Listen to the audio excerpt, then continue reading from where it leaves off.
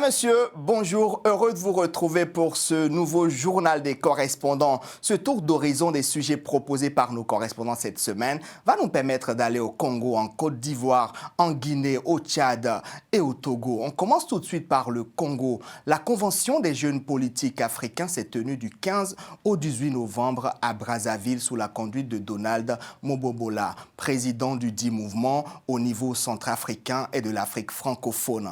La valorisation de nos héros, le panafricanisme, une option pour le développement du continent, c'est autour de ce thème que des réflexions ont été menées. Louis-Marcel Satou.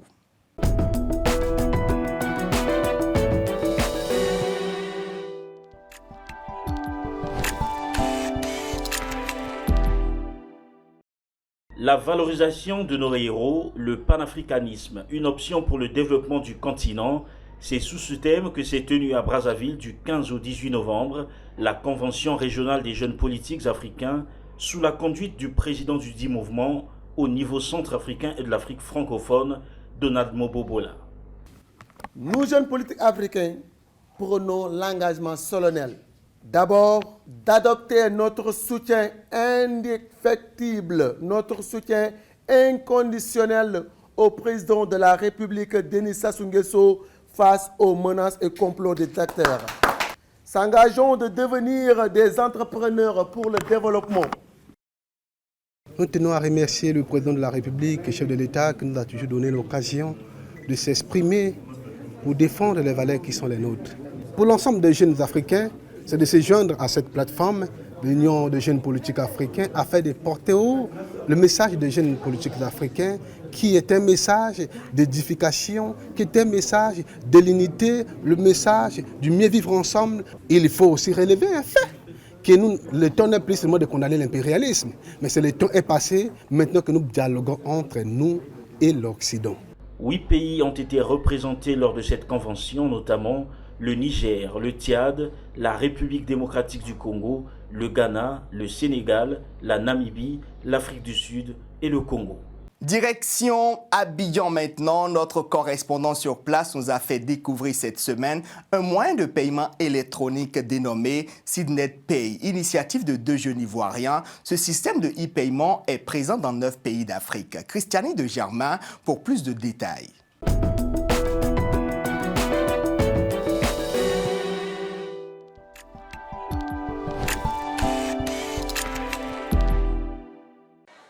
En Afrique, la plupart des populations n'ont pas de compte bancaire.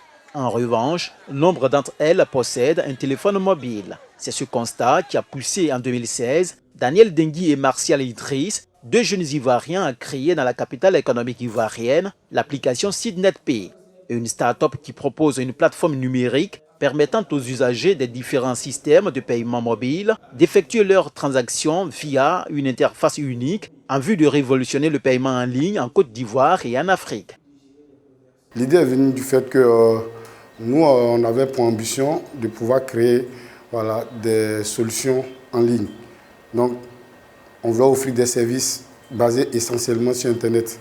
Mais ce qui s'est passé, c'est qu'on a été heurté de voir que les solutions qu'on offrait, en fait, n'arrivaient pas à prendre de l'ampleur, à satisfaire nos clients, tout simplement parce qu'on ne disposait pas de moyens de paiement comme on peut l'observer en Occident.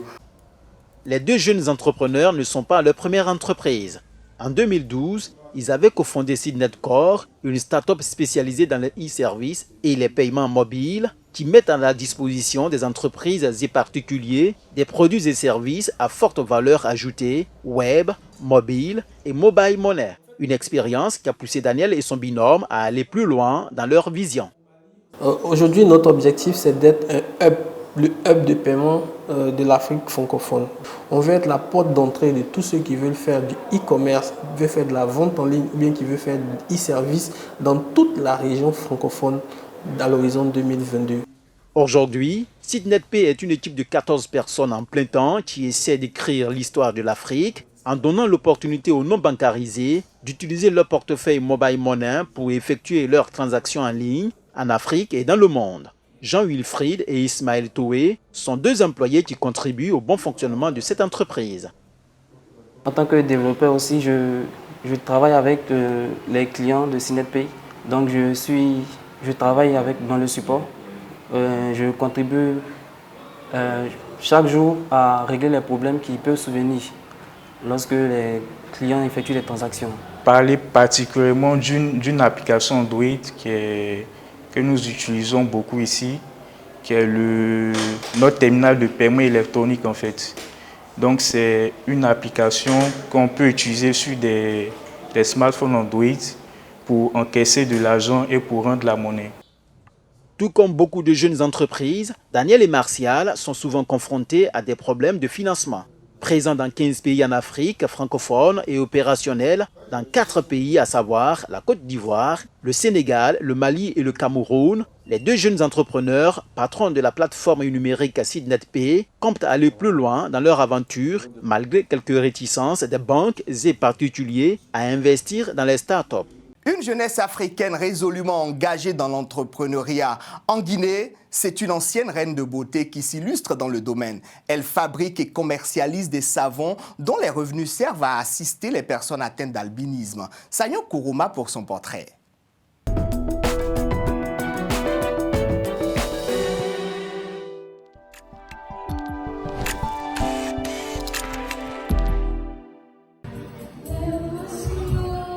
En 2019, elle a fait la fierté de la Guinée et de l'Afrique.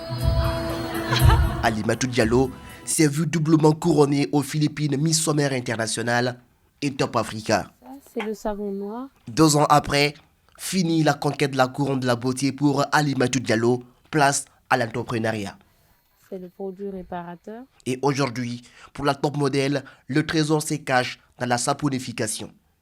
La présidente d'une ONG de lutte contre la dépigmentation révolutionne un produit guinéen, le savon noir.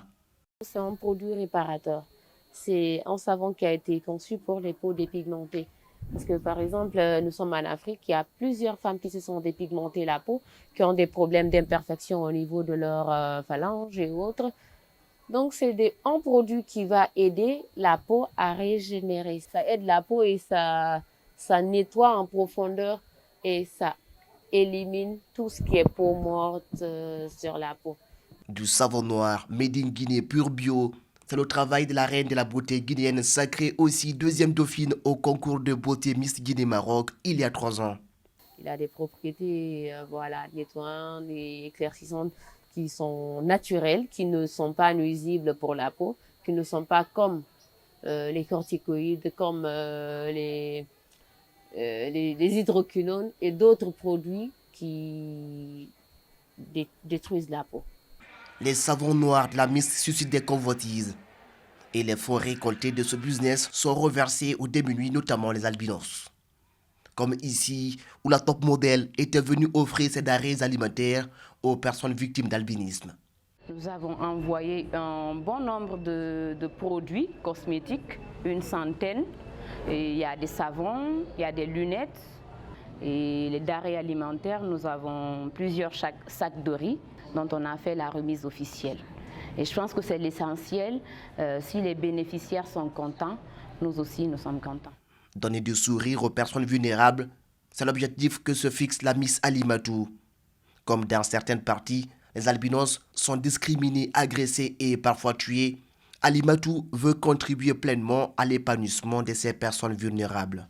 Tant que moi, Alimatou, je vais vivre, je vais toujours continuer à défendre les personnes atteintes d'albinisme.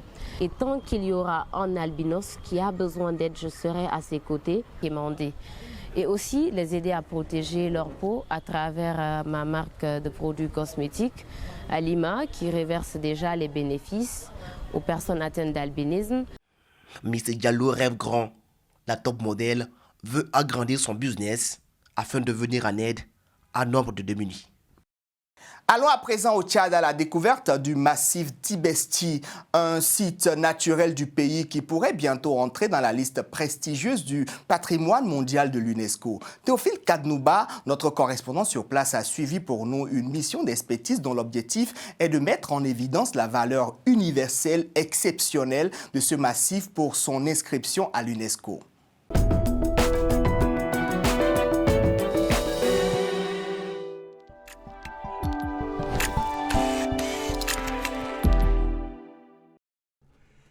5 ans après avoir réussi à convaincre le comité scientifique de l'UNESCO à inscrire la seconde merveille du Tchad, le massif de l'Enedi sur la prestigieuse liste du patrimoine mondial de l'humanité, le directeur général du Centre national de recherche pour le développement et président du comité scientifique tchado-franco-allemand, Dr Baba Malaï, entame une nouvelle aventure dans le Sahara tchadien. Direction la province du Tibesti. Objectif de cette énième mission, au milieu des chaînes de montagnes et des dunes de sable, mettre en évidence la valeur universelle exceptionnelle du massif du Tibesti. Première escale de cette périlleuse mission, le pic Toussidé, au pied duquel se trouve le trou au natron. Un cratère très important. Et nous allons étudier tout autour de ces massifs, autour de ces trous au natron, et prélever des échantillons et les soumettre aux différentes analyses pour mettre en évidence la valeur universelle exceptionnelle de ces biens. Après l'incursion dans ce trou d'eau boueuse aux vertus thérapeutiques, la mission a mis le cap sur la ville de Bardaï, chef-lieu de la province du Tibesti, pour présenter ses civilités aux représentants du pouvoir exécutif et lui expliquer le but de son séjour. De Bardaï, la délégation s'est ébranlée en direction de Zouar pour consulter l'autorité traditionnelle de la communauté Toubou, les autochtones de la dite province qui sont à cheval entre le Tchad, le Niger et la Libye. Derdei Orosi Barka, qui a reçu chaleureusement la délégation et suivi attentivement le chef de mission, a rassuré ces derniers de son soutien. Encouragé par ces mots, l'équipe a mis le cap sur Goubon, un merveilleux attribut du massif du Tibesti, difficilement accessible par la seule piste tortueuse et infernale. Un phénomène qui n'est pas à négliger, qui répond parfaitement aux critères 7 de l'UNESCO pour son classement sur la prestigieuse liste. En effet, le critère 7 parle d'abord de la beauté du site. En plein cœur du Sahara, nous avons un jardin verdoyant. En attendant la découverte de notre joyau naturel, les membres du comité scientifique tchado-franco-allemand s'attellent à la mise en œuvre du plan de gestion des 2 sites à travers le jardin écologique. Parlons de tatouage pour finir cette édition. On se fait graver un dessin sur la peau, un effet de mode qui peut se révéler néfaste pour la santé cutanée. C'est ce que nous montre ce reportage réalisé par notre correspondant du Togo, Nicolas Louillard. «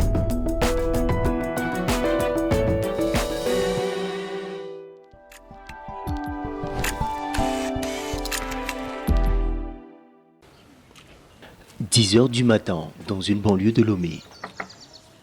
Victor, 26 ans, a rendez-vous ce jour dans ce salon pour une séance de tatouage. Oui, boss, comme je te l'avais dit la fois dernière au téléphone, bon, je suis venu pour une retouche de tatouage, quoi. Ok, d'accord. Je peux voir le tatouage. Désabusé, il souhaite recouvrir son ancien tatouage mal réalisé par des tatoueurs moins nantis. Rien de surprenant pour Léo, le responsable du salon. Des sollicitations comme celle-ci, il en reçoit fréquemment. Un tatouage qui est mal réalisé ou bien mal fait, très souvent ça fait honte aux clients et certaines personnes et qu'ils n'arrivent pas à enlever l'habit sur ces genres de tatouages. Et très souvent ils viennent nous voir à propos de ça. Après avoir passé en revue un catalogue de dessins virtuels, le choix du jeune homme porte sur ce motif. Le Maori. Un dessin tendance et fashion inspiré des motifs polynésiens qui le fait rêver depuis belle lurette. Mine de rien, Léo a réussi à recouvrir entièrement le tatouage raté de son client en seulement 2 heures. Un dessin gravé à jamais sous l'épiderme de Victor pour sa plus grande satisfaction. Franchement, il a bien réalisé le truc, c'est vraiment un chef-d'œuvre, quoi. Le boss, il est très génial. C'est tout à fait impressionnant. Le patron de Royal Tattoo nous explique que les peaux noires ou brunes, par exemple, sont capricieuses et quand elles sont mal marquées, cela peut provoquer des complications cutanées. Avis partagé par le docteur Jacques Gnosiké, dermatologue à la clinique Anne-Marie de Lomé. Une technique qui est un peu médicale parce que le tatouage va altérer la peau pour pouvoir réaliser son œuvre. Qu'est-ce que je veux dire par là? En fait, il va utiliser le tatoueur, c'est-à-dire le technicien va utiliser son aiguille pour pouvoir faire des petites plaies, si on peut le dire ainsi, sur la peau afin de réaliser son œuvre ou bien le tatouage en question. On a des complications d'infection, de surinfection, de contamination. On peut avoir des allergies et on peut avoir même des kéloïdes. Dans un pays à forte dominante chrétienne, le tatouage est perçu comme un péché. Cependant, il existerait des ethnies au Togo qui accompagnent les scarifications rituelles de tatouage. Toutefois, il est difficile d'établir un lien entre ces marques traditionnelles et les motifs fashion gravis dans les peaux des jeunes citadins. C'est ici que prend fin ce numéro du Journal des correspondants. J'espère que vous avez pris plaisir en notre compagnie. Merci de nous avoir suivis. Bon week-end à vous et à la semaine prochaine pour plus de nouveaux sujets proposés par nos correspondants.